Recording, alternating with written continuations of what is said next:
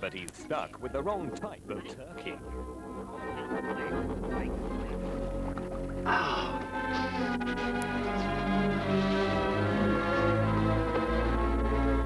Hey, Neil, take my socks out of the sink if you're going to brush your teeth, all right?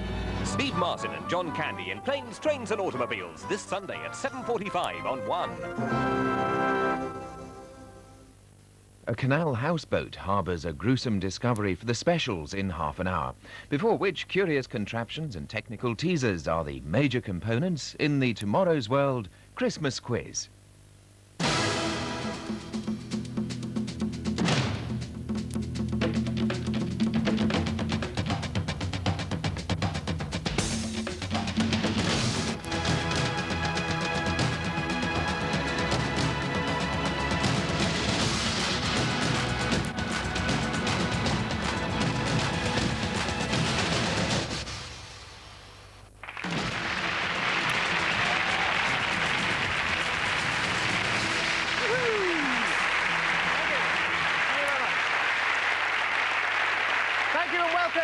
Welcome to the Tomorrow's World Christmas quiz. It's the show that you've been waiting for all year, and to help us baffle and confuse you this year, we'll be joined by a celestial array of stars. Well, our first team with 350 members is already here, because it's you, the studio audience!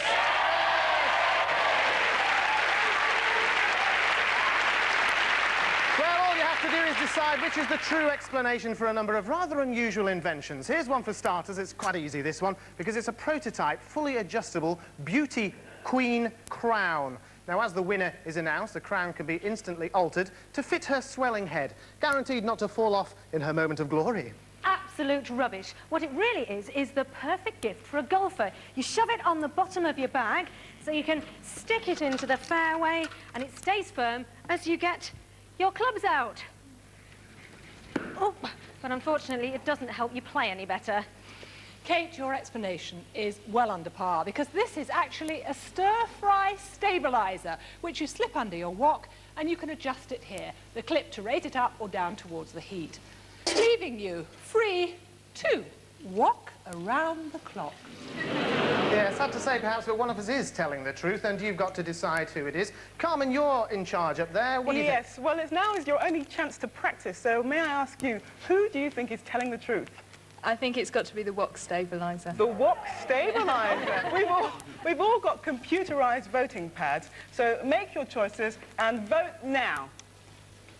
And it looks like Kate's caddy is doing well. A lot of people going for that. Nobody's interested in the crown. That's rather unusual. It looks like a resounding Kate's caddy spike. The audience have gone for the caddy spike. I can't believe it. Who was telling the truth? It was Kate with her caddy spike.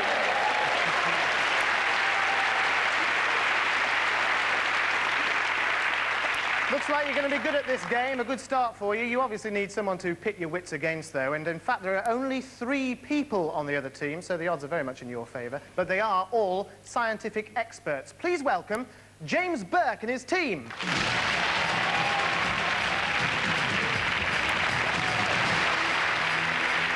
James, welcome back to the programme. Lovely to see you. Have a seat. John, good to see you too. James, introduce us to your colleagues, if you would. Sure. This is Professor Leslie Rees, who is the Dean of the Medical College at Barts, and this is Dr. John Hassard, who's a particle physicist from Imperial College, and with mega power like this, we are quietly confident. John, you know a lot about nuclear physics. Just a bit. I'll try not to fall out with you, then. Lovely. Thank you. That's the opposition, so welcome to you all, and now let's get straight down to business. 10 points if you can tell who is telling the truth. Judith. This is the latest accessory for hot air balloonists when they want to touch down for just a few minutes. That's always been difficult because the balloon has to be deflated to come down, and then it takes loads of time and fuel to reflate it, ready for liftoff.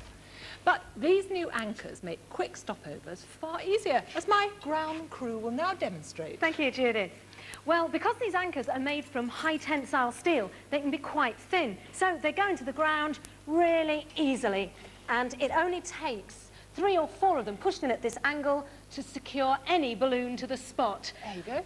And the hooks make it easy to fasten off the ropes without getting into a knot. And when you're ready for takeoff, a firm tug at the handle is all you need to go up, up and away. But hang on for just a moment, Judith. Believe that and you'll believe absolutely anything, even quite possibly this, for what this spike is really, once it's gone into its block, is a patented didgeridoo support. It fits into the wooden block rather like a cello spike does into the concert platform, and it's been invented to accommodate the orchestral didgeridoo, which is finding its way into more and more Western avant-garde music. The problem is that, like any wind instrument, the quality of the sound isn't just down to the air, which resonates up and down the tube, but also the way the air leaves the end of that tube. Now, in the Australian outback, Aboriginals support the end of the tube with their toes, but that would look rather silly on a concert platform. Hence the support. So we have the spike, we have the block, we have the leather strap, and we have music. Or something like it anyway. If you don't believe either of those two, there's always the outside favourite. This gentleman spent a lot of time with Uncle, but tonight he's come straight from the stables of Trainer with some hot tips. Please welcome our first guest, David McCallum.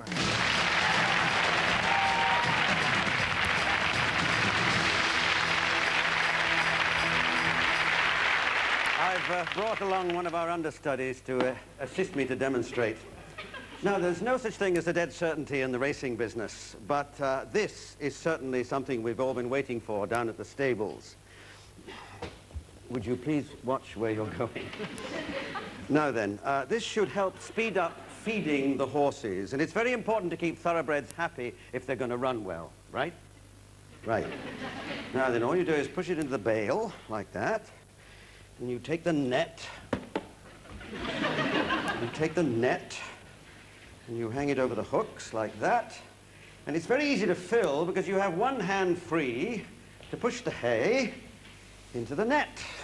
Then all you have to do is take it off and hang it up, and it becomes a galloping gourmet's delight.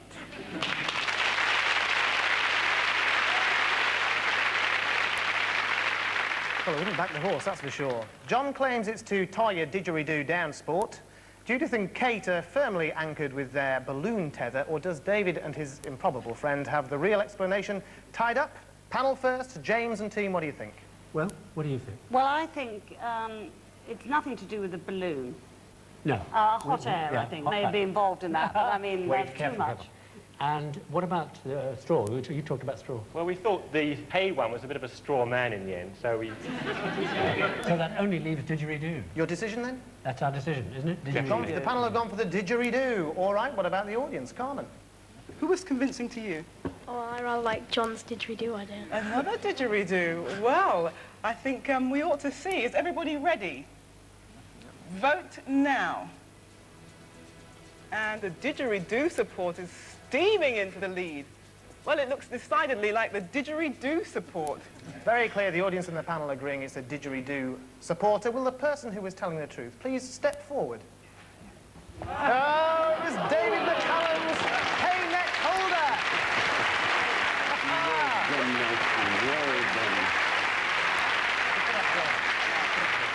Marvellous, what a cracking start to the show. No points to the audience, none to the panel, and thank you very much, David McCallum.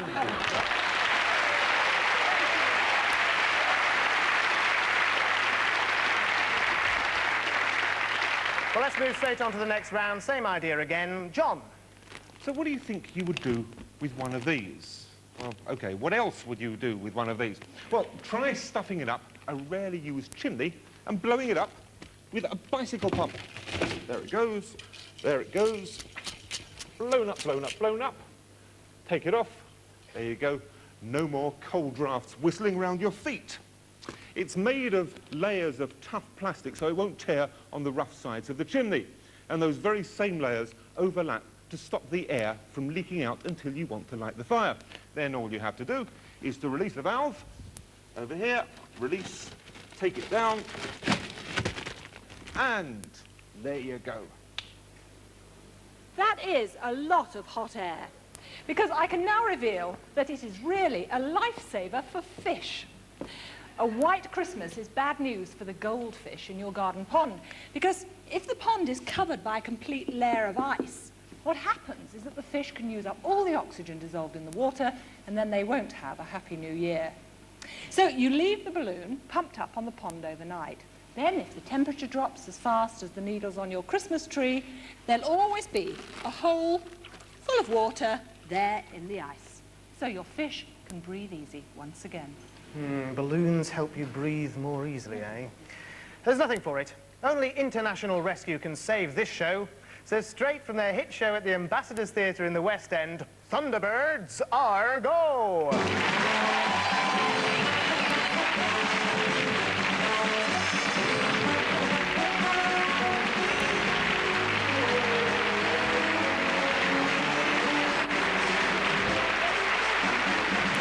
This has been developed by Brains at the request of the Vehicle Inspectorate as part of a special mission to make the world a safer place. But first, I need to find Parker. Parker? Here I am, Virgil. Ah, all cars now have to have their exhaust gases tested as part of the MOT. The carbon monoxide and hydrocarbon levels, you mean? That's right. In that case? Exactly. So the inspectors have to test the testers to check that the testers' testing equipment is testing the cars correctly. Right. Just start the car, Parker. Right here, Virgil. Now, Brains' plan is that inspectors can use this device to go to any MOT testing station at any time and take a sample of the exhaust gases of any car that's under test.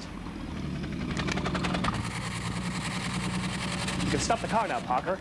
Turn it on, turn it off. Cool, blimey.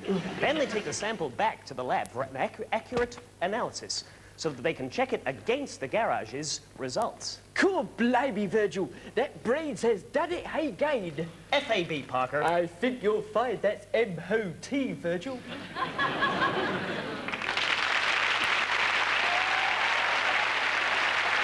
Brilliant, what a gas. Judith had a breath freshener for fish.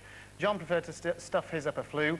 And it was a testing time for international rescue, as ever. Well, it's the audience's turn to decide first. Carmen? Well, which one of those inflated ideas was it? Down here on the front row. I think it's the car one now. Why? Well, it's the new MOT coming out now. And, sir, on the end? I think it's the first one with the fire. You go for the fire? Yeah, the chimney. Well, I think it's time to put it to the vote. So, could everybody press their buttons now? The chimney balloon, oh, not done too well. But the exhaust bag has done very well. In fact, the exhaust bag has nipped into the lead with 41%. 1% in it for them, a close one there. Let's see what the panel think. James, friends? Well, I think the exhaust bag is ludicrous, probably. I think the business of the stuff in the pond is extremely fishy. And anyway, the ice would go underneath the bag and everything. And you just put an ordinary ball in there. Why do you need this? Professor. Well, I'm absolutely convinced that it's the draft excluder for the chimney. I think the only disadvantage of that, of course, is it will stop Father Christmas coming down. So, our vote is never mind Father Christmas, it's the one you stuff up the chimney. The chimney balloon. All right, well, let's find out. Will the person who is telling the truth please step forward? Yes, for it was me. No!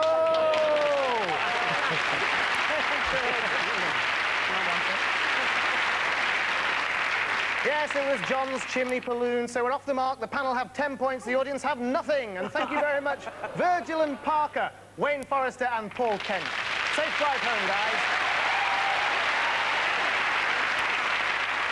Well, I'm so impressed by the panel sweeping into the lead like that, I think I'm going to give them an early Christmas present. Here you go, pass these out amongst yourselves, and if you'd like to open them very quickly, and James, describe what's inside, if you would. It's a belt of some kind, with a quick release, looks like. And it looks as if either side have there are Velcro pads, so that means that you can adjust to varying thickness, and something's going beep. Aha, when you undo it, you try to undo it, it goes beep. All There right. must be some business of undoing it in the right way. Well, you've got until the end of the programme just about to work out what that might be. If you're feeling left out, audience, there's no need. Because if you look under your seats, you've got a Christmas present too. It's something no Christmas stocking should be without. Carmen, what is it? Well, it's sort of a silver foil envelope, and you can see it opens. It's quite strong. Oh, some people have decided that it's a hat already. A lot of people who think it's a hat. Now, whilst you're all puzzling over your presents, there's a chance to pick up another 10 points as we join Bob Symes. Now, you all have to pay very careful attention here because Bob's got two gadgets to show us. The first one is for you, the audience, and the second for the panel. This time, you just have to guess what it's for. There are many mysterious things to be found in these woods. All you have to do is to find the right tree.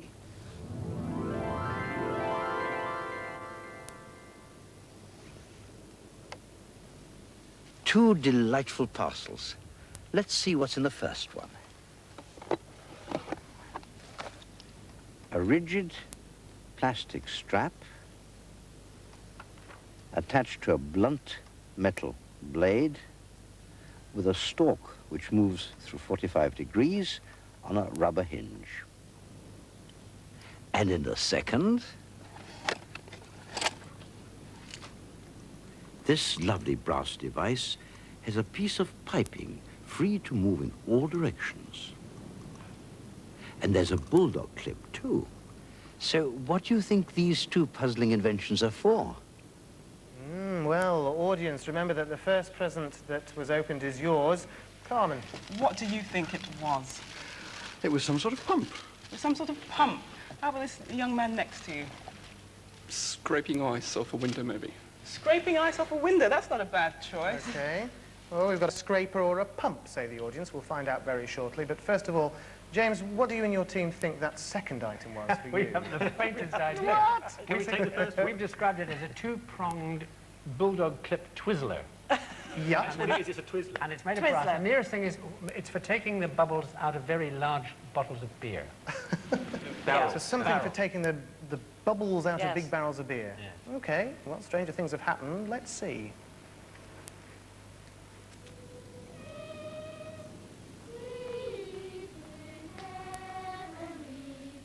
And here is where we find the answer. This is a handbell. The note of the bell is determined by the size of the plate. A small plate gives you a high note. A large one is lower.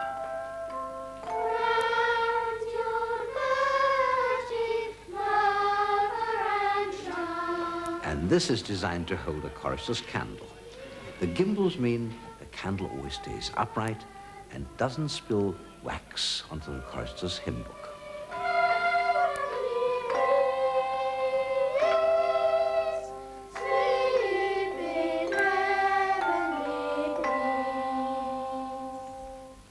And a Merry Christmas to you all.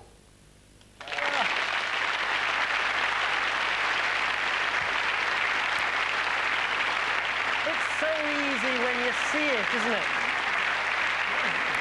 Well, the audience at least had 3 ideas. They were all completely wrong, but I'm going to give them 5 points for that. And the panel at least had one idea. They had one idea, and they think it might double up as their bubble beer thing anyway. So I'm going to give them 2 points, which makes the score 12 to the panel and 5 to the audience.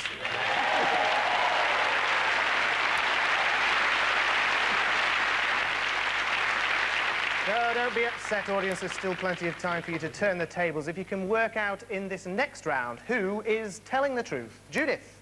This was invented in America, of course, to help even the complete beginner to shine at what's tipped to be the most hip of all teenage crazes next year. Hula hooping. Now, normally when you start to hula, the hoop hardly sees your hips because it spends most of its time around your ankles. Hence, these hip cups. Now, when the hoop starts to droop, these nudge it back up to the optimum position around your waist. Now, all the other straps you can see around my legs are there to stop the hip cups straying from your hips, guaranteeing a credible or even incredible performance. No, don't believe a word of it. It'll never take off. Getting the hang of gliding is no easy matter, especially holding your body in that perfect aerodynamic posture. Well, these cups are for beginners. They keep your legs straight, and the straps at the back can be adjusted to keep your knees at the right height.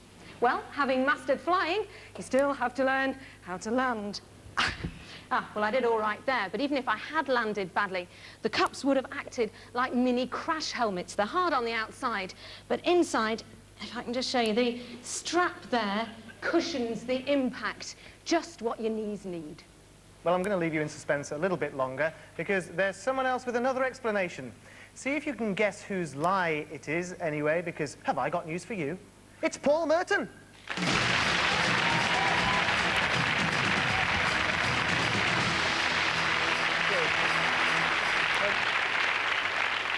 Well, quite frankly, those two previous definitions are ludicrous. Because you look at this, and it's quite simple. You can see that it has been designed to be worn by pregnant sheep. Now, here's one I made earlier. Now, if you look, you see this bit here? This is designed because pregnant sheep have a nasty habit of rolling onto their backs for a rest, and then they get completely stuck and they can't get back up again. So obviously for farmers, this is a worry. You don't want a field full of sheep sort of all like that, you know. So this device, the sheep use stand, comes into its own. These cups fit snugly onto the ewe's back, and with these buckles, it can be adjusted to fit any size of ewe. The cups make it impossible for the sheep to roll over. It's just too uncomfortable. But let me demonstrate. I'll show you exactly what I mean. Right. Roll over. Marilyn, roll over. So there you are, the sheep you stand, a wonder of the modern age.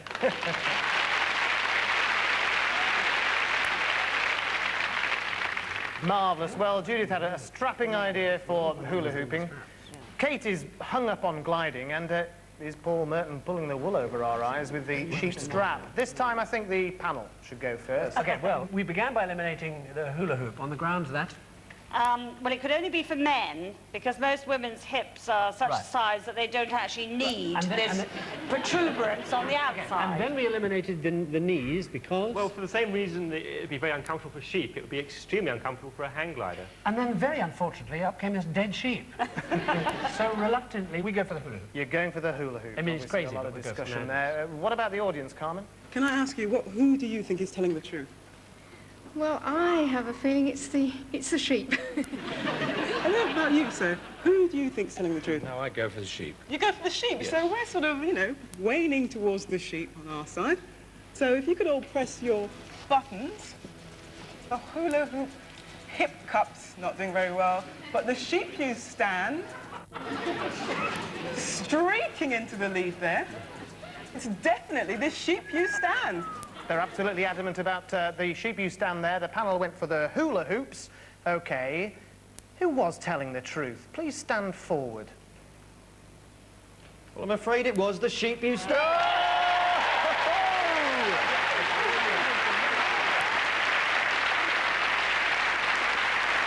yes, the audience are happy now. They were right at the sheep you stand. They get 10 points, and that takes them into the lead. 15 to the audience, 12 to the panel. And thank you very much, Paul Merton.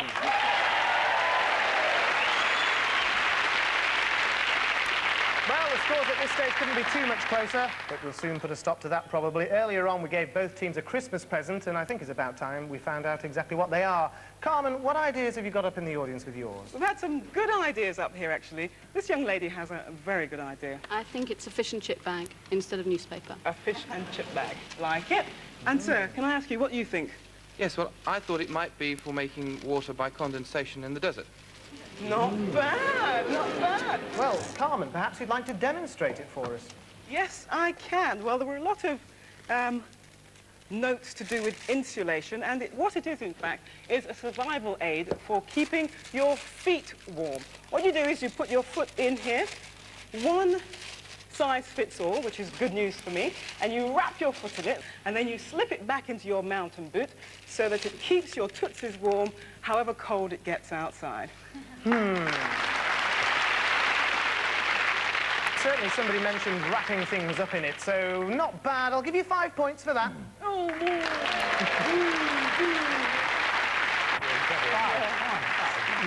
James, what conclusions have you got about your beepy blue thing? We've had 3 intriguingly different views. Yes, well, I know exactly what this is. This is, my husband's a salmon fisherman, and they're always that size, and so it's a salmon lyre. Yeah, very nice. John? I think it's almost certainly some sort of surgical support for people who've got their legs in plaster. When they're in bed at night asleep, it'll wake them up if they move too far. Also, it breaks very easily. Sorry. I think since it comes... It's a prototype. And my thought was, since it comes from China, it's made in China, it might well be for adopting specialist meditational positions, and you do this until the battery runs out. OK. Well, a couple of medical... In other words, we don't know. But great ideas, absolutely. Very ingenious. Well, let me show you what it's for, if you don't mind me standing up and turning my back to you. You put it on like this, and over the back, and it's for posture. Testing your posture, you see. No. It makes your shoulders nice and erect like that, and if they should droop, off goes the beaker. There you go, you see? And that's what it's all about. Well, you got a few medical ideas there, didn't you? In fact, earlier on you were talking about it measuring breathing patterns. Breathing, yeah, we did. I was quite impressed by the way they've been discussing this. I'm going to give them 7 points. Which makes you don't go like that, you're still in the lead. The 20 points go to the audience and 19 to the panel. Yes, there's just 1 point in it, but it could still go either way. Probably will. It all depends on the final round. And now, as they say, it's time for something completely different. James, you've been nominated by your team to represent them in this round, so if you'd like to follow me over here, quick as you like, up on the top we go. Now, we need someone to take up the challenge for the audience. She should be here any second. She's a lady who's always in a hurry. Annika Rice. Come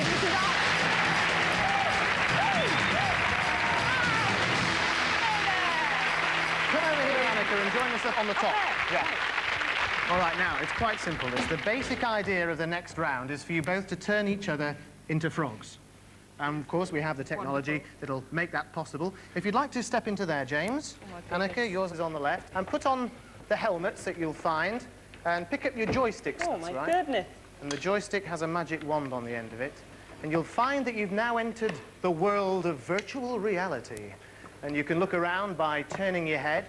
And if you look down, you can even see your own virtually real feet. That's right. Now, if you move the joystick around, that's what makes you move. And you can also cast a spell on your opponent using that joystick too. Now, we all have the advantage of being able to watch both of you in your whole new world. And you can see that Annika is in the purple there, and James, of course, is in his blue shirt and khaki trousers. OK, Come back, so if you Annika. both feel that you know your way around, wait for the whistle, and the game will commence. 3, 2, 1. Off you go. There's Annika, a good zap from Annika, and from James there.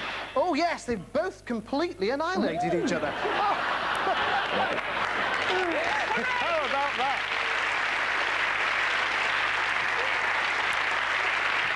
Unorthodox approach to the game. That's 1 frog each. It's riveting stuff, you have to agree. And let's see now, Annika, dodging around the columns looking for James, and they're nearly... Oh, James is right behind her. You can't actually see each other at the moment. James is in hot pursuit around the columns. Oh, yes! And it's a direct hit. James... Annika has been turned into a frog. She's hopping mad about that. And they're shooting willy-nilly now. They've missed each other entirely, but Alice... Annika... Oh, yes, a great shot!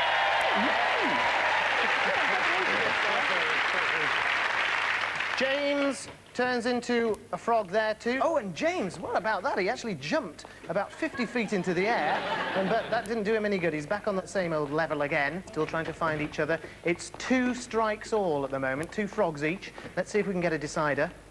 Who's it going to be? James. It's a great shot! It's a great shot! And that's the end of the game. James scores 3. Annika made James into a frog twice, so James wins, and the final score for this year's game, it's a draw, 22 points each.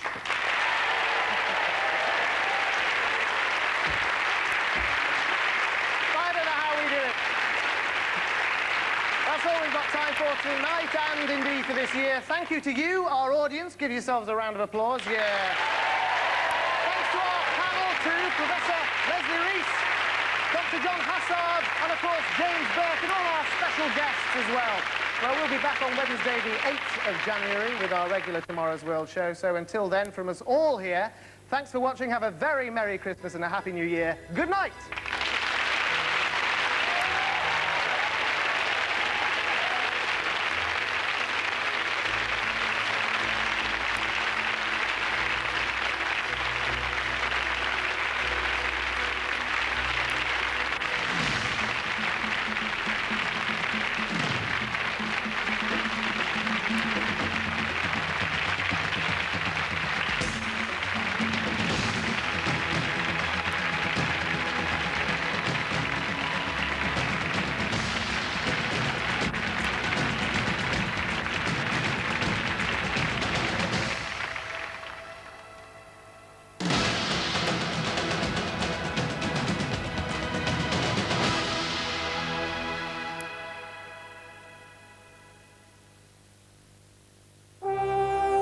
Christmas comedy on One as Dell prepares Rodney for the holiday of a lifetime. I crashed the old money down on the counter and I said, Alex, I said, you give me your special for Rodney, your special Miami twice. I don't know what I'd do without you sometimes. I wouldn't have thought of that in a million years. How did you afford it? I thought you were skinned. I am. I took one of your checks down the bank and cashed it. You took money out of my account? Yeah, don't you dare thank me. A special double, only fools and horses, Christmas Eve at 7:30 and Christmas Day at 3:10 on One.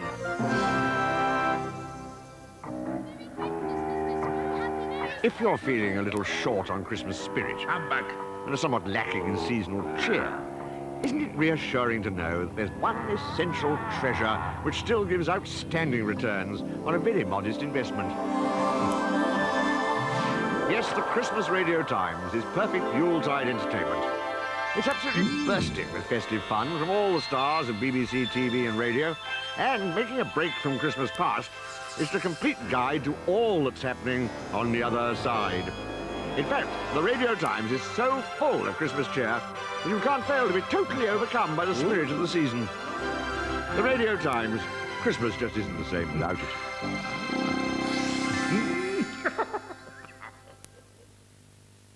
Those periodical police barge into problems on board a houseboat now on BBC One, concluding our dramas about the specials.